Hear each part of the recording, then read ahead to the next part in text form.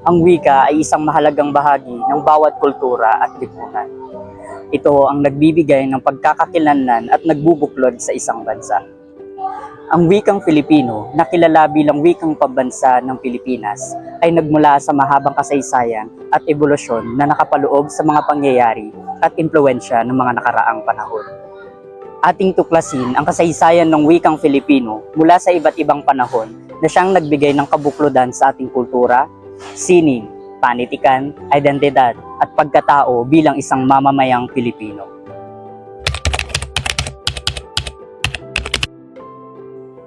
Panahon bago ang kasarinlan. Bago pa man dumating ang mga Kastila sa Pilipinas, ang mga katutubong Pilipino ay may sarili ng alpabeto at sistema ng pagsusulat, na mas kilala sa tawag na alibata o alifbata sa Arabic. Ang sinaunang alpabeto ng mga katutubo ay isang sistema ng mga titik at binubuo ito ng 3 patinig o vowels, at ito ang A, E, I, O, U. At 14 naman sa katinig o consonant, at ito ang ba, ka, da, ga, ha, la, ma, na, nga, pa, sa, ta, wa, ya. Ang patinig ay mayroong a, e, at i, samantalang ang o at u naman ay may iisang tunog lamang na lubhang nakalilito. Bawat isa sa mga katinig ay binabasa na may kasama na patinig a. Kapag ito ay walang marka sa itaas o sa ibaba o mas kilala sa tawag na kudlit o isang uri ng marka na ginagamit sa mga matatandang sistema ng pagsusulat. Kapag ito naman ay may kudlit sa ibaba, ang patinig A ay napapalitan ng patinig O o di kaya ay U. Kapag ito naman ay may kudlit sa itaas, ang patinig ay nagiging E o I. Sa panahong ito, ang ating wikang pambansa ay hindi pa umuusbong, ngunit mayabong naman ito sa sarili nitong kultura, gaya ng sistema na pagsulat na ito. Hindi pa man nagkakaroon ng pagkakaisa ang ating bansa sa panahong ito, ay malago at buhay naman ang kultura at sining ng ating orihinalidad na pagkakakilanlan.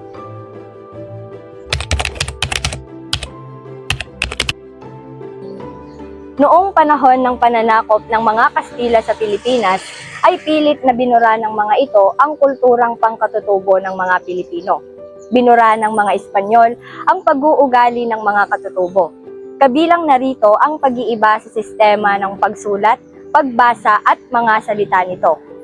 Kaya nagkaroon ng malaking pagbabago sa sistema ng pagsusulat sapagkat ipinakilala ng mga Espanyol ang kanilang sariling bersyon ng alibata. Ang abecedaryo na hango mula sa alpabetong Romano na dala ng mga Espanyol na siyang naging batayan sa tinatawag nating abecedaryo. Ipinakilala ng mga Espanyol ang alpabetong Romano sa mga Pilipino sapagkat layunin nilang ipalaganap ang Kristyanismo at edukasyon sa ating bansa. Ang abecedaryo ay binubuo ng 29 na titik. Kaya unti-unting napalitan ng abecedaryo ang alibata dahil sa mga paaralan at simbahan na nagpatupad ng bagong sistema ng pagsulat. Dahil sa abecedaryo, maraming katutubong wika ang nadagdagan ng tunog at nagkaroon ng mga bagong salita. Sa panahong ito, unti-unting nagbago ang kultura at pananaw ng mga Pilipino dahil sa kolonisasyon o pananakop sa ating sariling bansa. Tayo'y hinuhubog sa ating sariling bansa na kalakip ng kanilang sariling kultura at paniniwala. Sa panahon ng propaganda at himagsikan sa Pilipinas, nabuhay ang panitikang Pilipino sa kabila ng pananakop ng mga Espanyol. Ang panahong ito ay nagbigay ng diin sa nasyonalismo, pagkamakabayan, at pag-usbong ng mga kilusan tulad ng propaganda at himagsikan. Ang mga impluwensyang figura tulad ng Gumburza, Maria Gomez, Jose Burgos at Jacinto Zamora ay nagbigay ng inspirasyon sa mga Pilipino upang ipaglaban ang kanilang sariling pamahalaan at kalayaan sa pamagitan ng mga panitikang mapaghimagsik. Ginamit ang Tagalog bilang medium sa pagsulat upang makilala ang panitikang Pilipino sa mga impluwensyang Espanyol. Ang mga kilalang propagandista tulad ni Dr. Jose Rizal, Marcelo H. del Pilar at Graciano Lopez ay gumanap ng isang makabuluhang papel sa pagpapanatili ng panitikang Pilipino at paggamit ito bilang isang kasangkapan para sa kalayaan. Bukod pa dito, ang pagsulat ng panitikang Pilipino ay ang pagkising sa damdaming makabayan at paghingi ng pagbabago sa sistema ng makapangyarihang Espanyol. Katulad ng ating bayani na si Dr. Jose Rizal, hindi man gumamit ng dahas upang makipaglaban sa mga Espanyol, ginamit niya naman ang kakayahan sa pagsulat ng panitikang Pilipino upang magbigay ng malalim na pag-unawa sa kalagayan ng Pilipinas at magtaguyod ng makabayang damdamin na naging susi sa pakikibaka para sa kalayaan.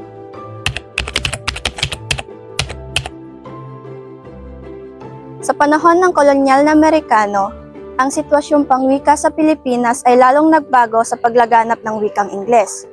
Sa panahong ito, mayroong sistema ng pampublikong paaralan. Ang Ingles ang ginamit bilang wikang panturo at pambansang komunikasyon, at ang mga Pilipino ay natutong sumulat at magsalita sa wikang Ingles. Hindi lamang umunlad ang edukasyon, gayon din ang tunay na kahulugan ng demokrasya.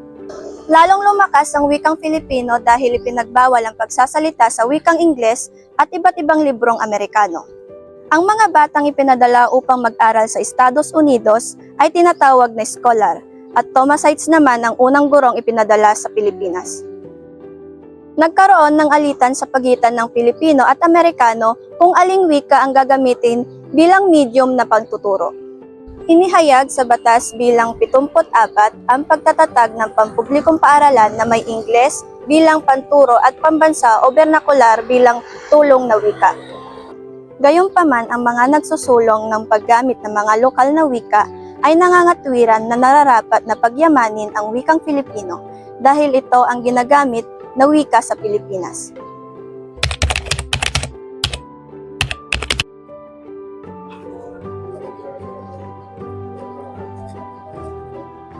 Ang pag-unlad ng wikang pambansa ay nasasalamin sa mga batas at kautusan na ipinapatupad ng iba't ibang tanggapang pampamahalaan na may malaking kaugnayan sa ating wikang pambansa.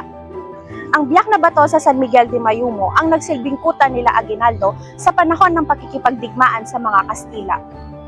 Dito na rin bumalangkas sina Isabelo Artacho at Felix Ferrer ng pubanong isang saligang batas na Jimagwayo na halos magkakamukha ang mga salita. Naging daan din ito upang maitatag ang Republika ng Biak na Bato.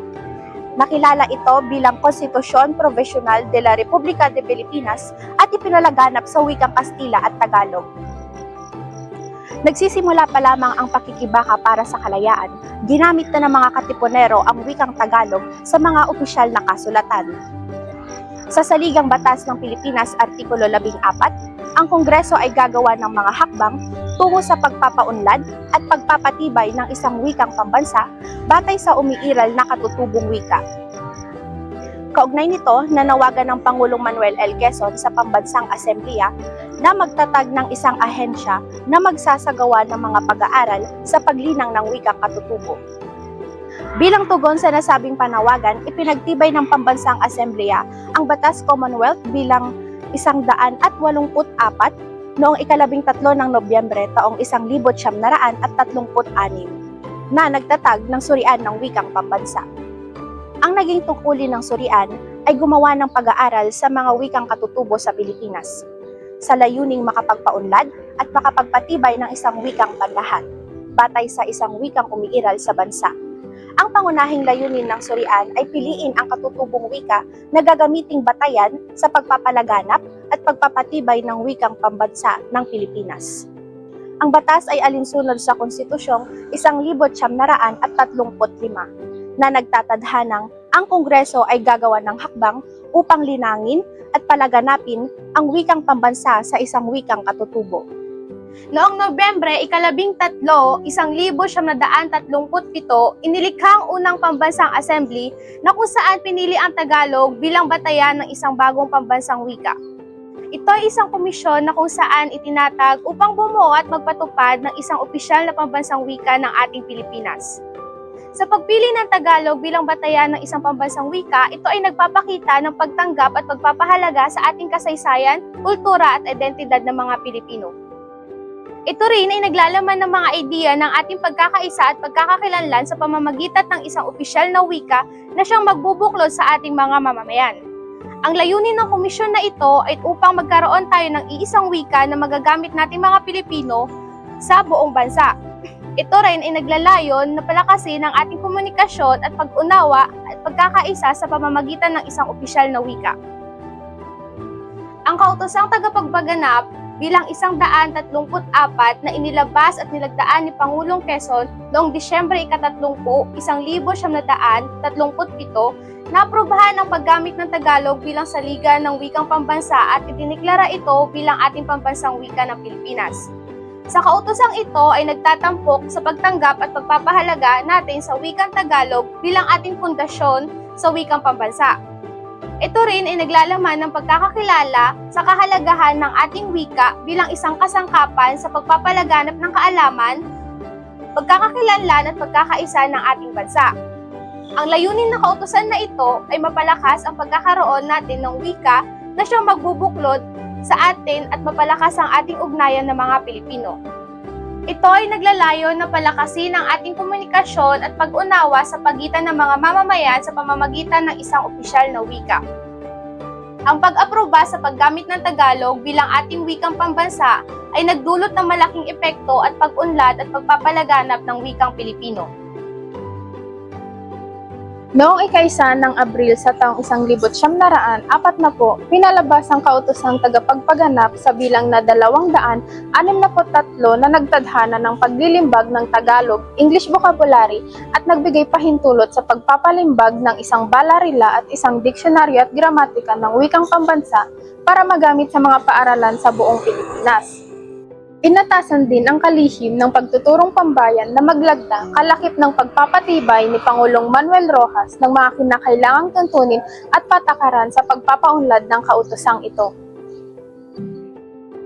Matapos may palaganap ang balarila at diksyonaryo sa wikang pambansa, sinimulan namang ipahayag noong 19 ng Hunyo sa taong 1940 ang pagtuturo ng wikang pambansa sa mga paaralan ng publiko at pribado sa buong Pilipinas.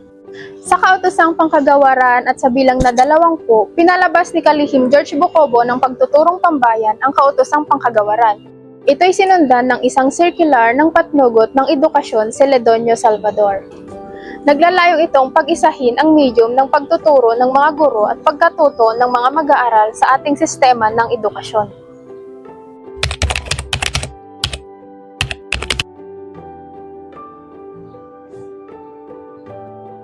Noong ika-7 ng Hunyo, 1940, na isabatas ang Batas Commonwealth bilang 570 na nagtatakdang opisyal ng wika ang wikang pambansang Filipino. Simula noong ika-4 ng Hulyo, 1946 sa dating administrasyon ni dating Pangulong Manuel Quezon. Ang pagpapatupad ng Batas Commonwealth bilang 570 ay sumisimbolo sa kagustuhan ng bansang Pilipinas na magkaroon ng iisang wika na mag-uugnay sa iba't ibang etnolinguistikong grupo sa bansa. Ito rin ay isang hakbang patungo sa pambansang pagkakakilanlan at pagkakaisa. Ang pagpili sa Filipino bilang batayan ng wikang pambansa ay batay sa rekomendasyon ng Suriang Wikang Pambansa. Hindi ito naging madali dahil dumaan ito sa maraming talakayan at pag-aaral. Sa kabuuan, ang batas na ito ay hindi lamang nakatuon sa pagpili ng wika.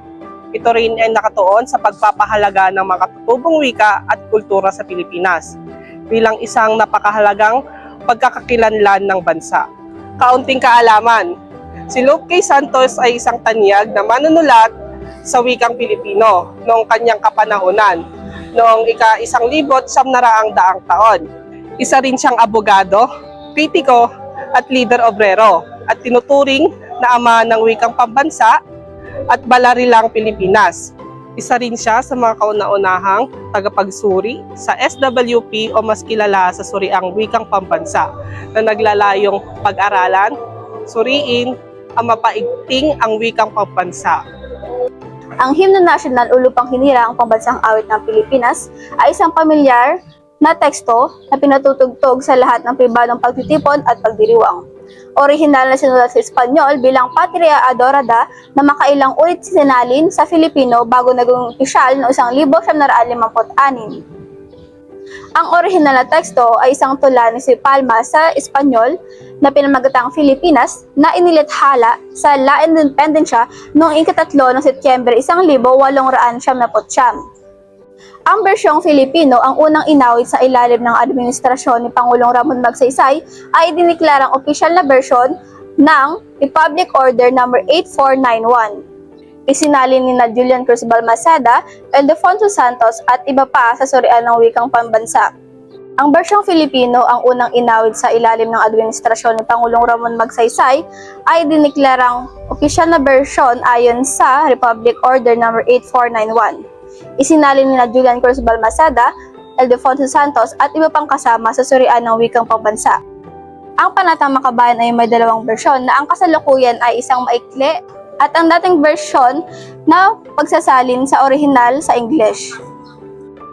Sa kautusan tagapaglaganap bilang 7 na pinatupad noong 12 ng Agosto, 1959 sa ilalim ng pamumuno ni Kalihim Jose Romero, itinukoy ang pambansang wika ng Pilipinas na Pilipino. Ang layunin na nasabing kautusan ay magpalakas ng pagkakaisa at identidad ng mga Pilipino sa pamamagitan ng pagtukoy ng isang wikang pambansa. Sa nasabing kautusan, ipinatupad ang pagtawag sa Tagalog bilang Pilipino na naglalayong itaguyod ang pagkakaisa at pagkakakilanlan ng bansa sa pamamagitan ng wikang pambansa.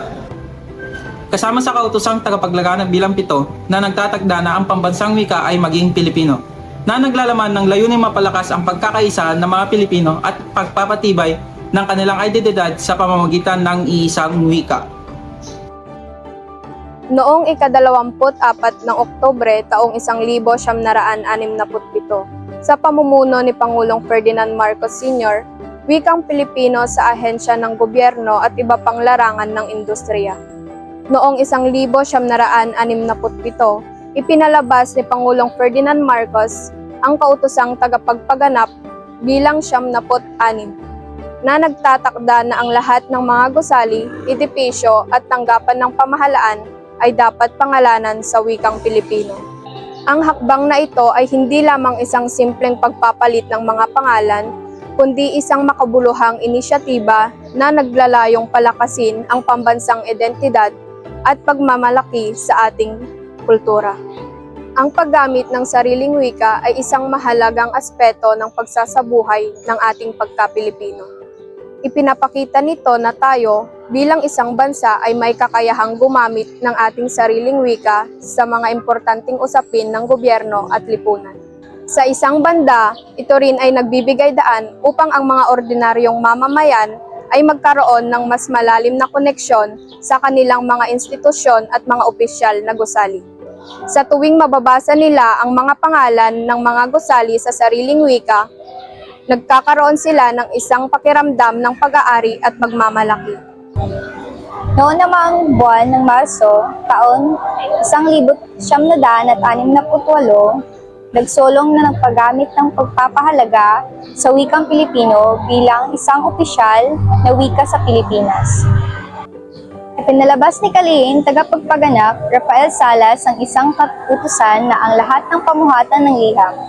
Ang layunin ng pagpapatupad ng pamuhatan ng liham noong panahon ng Balirala, noong Marso 1968 ay taguyod ang paggamit ng wikang Filipino sa mga liham ng kagawaran, tanggapan at mga sangay na ito. Ito ay bahagi ng pagsusulong ng pambansang pagkakakilanlan at pagpapahalaga sa wikang Filipino bilang opisyal na wika ng bansa. Ang adikhain ng pagpapatupad ng pamuhatan ng liham ay upang malinaw na may pahayag sa ating mga kapwa Pilipino ang mga detalye ng impormasyon sa ating sariling wika at upang hasain ng husto ang ating kababayan na bigyan ng pagpapahalaga ang ating sariling wika sa larangan ng pamuhatan. Isa ito sa mga nagbibigay daan upang sanayin ng mga Pilipino bigyan ng kahalagahan ng ating wika, payabungin sa larangan ng pagsulat at upang bigyan ng mas maayos na bihis ang pamuhatan sa sariling anyo ng ating wikang pinanggalingan. Noong ika-7 ng Agosto 1973, itinatag ang wikang pambansa bilang medium sa pagtuturo sa Pilipinas. Ang layunin nito ay mapalawak ang paggamit ng wikang Filipino sa mga paaralan upang mapadali ang pagtuturo at pagkatuto ng mga mag-aaral.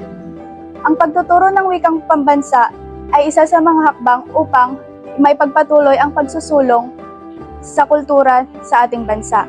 Sa pamamagitan nito, mas lumalalim ang pagmamalasakit sa ating kasaysayan at kultura ng Pilipinas.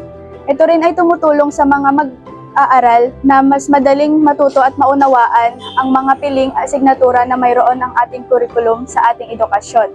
Mas magiging epektibo rin ang pagtuturo ng mga guro kung nasa tamang hanay ang wikang Filipino at Ingles sa mga asignatura. Tandaan na ang wikang pambansa bilang medium sa pagtuturo ay isang mahalagang hakbang upang maipaabot sa mga kabataan ang halaga ng sariling wikang kinagisnan. Ang Saligang Batas ng Pilipinas noong 1973 ay nagtakda ng pagsulong mula sa pormang pampangulo tungo sa isang sistemang pamparlamento. Ito ay naglalaman ng preamble na nagpapahayag ng mga hangarin at prinsipyo ng pamahalaan. Isa itong mahalagang dokumento na nagtakda ng mga batas at prinsipyo para sa pamamahala ng bansa noong panahon na iyon. Ang konsepto ng Saligang Batas ng 1973 ay naglalayong itaguyod ang demokrasya, katarungan, kapayapaan, kalayaan at pagkapantay-pantay sa pamamahala ng bansa. Noong 19 ng Hunyo, taong 1974, inilabas ng Kagawaran ng Edukasyon ang kautosang Pangkagawaran bilang 25 na nakatakda ng edukasyon bilingwal bilang pambansang patakaran sa pagtuturo. Ang kautosang ito ay naglalayong matulungan ang mga mag-aaral na maging bilingwal at maging mahusay sa Pilipino at Ingles. Itinakda nito ang paggamit ng wika ng tahanan o wika ng bata bilang pangunahing wika sa pagtuturo mula kindergarten hanggang ika-3 baitang at ang Ingles at Pilipino ay itinuring naman bilang lingwistikang sanggunian. Mula noong ika-4 hanggang sa ika-6 na baitang, ginawang pangunahing wika sa pagtuturo ang Ingles at Filipino. Ibinigay ang lingwistikang sanggunian ayon sa lokasyon at geografiya ng lugar. Sa mataas na paaralan, ginawang wika ng pagtuturo ang Ingles at Filipino depende sa asignaturang tinatalakay. Ang patakaran ay dinisenyo upang mapaunlad ang kakayahan ng mga mag-aaral sa wika at komunikasyon, pati na rin sa kanilang kaalaman sa kultura at kaugalian. Noong Hunyo 30, 1976, ang Department Memo bilang 174 ay inilabas upang maitaguyod at mapaunlad ang ating alpabeto sa sarili nating wika. Ang layunin ng memo na ito na palakasin ang paggamit ng lokal na alpabeto upang mapanatili ang kultura at identidad sa ating bansa, partikular sa sistema ng edukasyon. Sa pamamagitan nito ay hinahangad na maging accessible at integrado ang paggamit ng alpabetong Pilipino sa mga opisyal na komunikasyon at edukasyon, at ito ay upang mapalago at pagyabungin ang pagmamahal at pagpapahalaga sa sariling wika at kultura ng bawat Pilipino sa larangan ng edukasyon at pagkatuto.